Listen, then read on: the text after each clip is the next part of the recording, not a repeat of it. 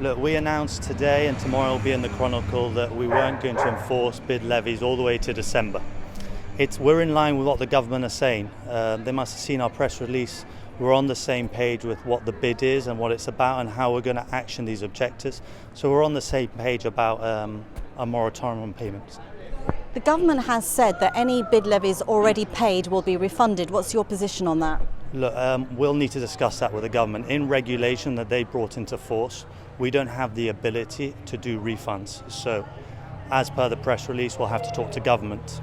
So as far as you're concerned, there's not going to be a refund at this time? Well, as per regulation, we don't have the ability to do refunds. We would need to talk to the government and see an amendment, I assume, to regulations from the government's point of view. Do you think the government has undermined your position with their statement? No, I think we need to sit down, everybody, all the objectors, that they haven't at this moment in time, and sit down with the GFSB, the Chamber, the objectors and the government and find a way forward, because at the end of the day, this is good for GIB and it's good for the businesses in the downtown area.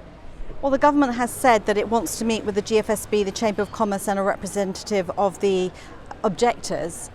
It hasn't actually said it would like a member of the bid committee in that meeting as well. I mean, have you spoken to the government? Well, I was with the Chief Minister today. I'm sure that's just an oversight in the press release. We are the proposers of the bid, so technically we have to be there, and we look forward to being invited to that meeting.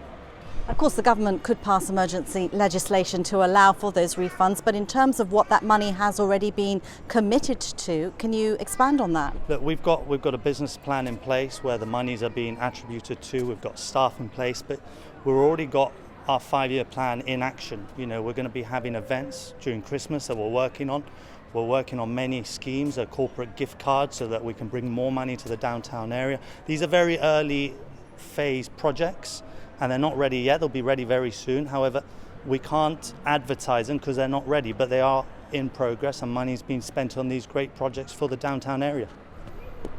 Do you think that this could derail the project altogether, however?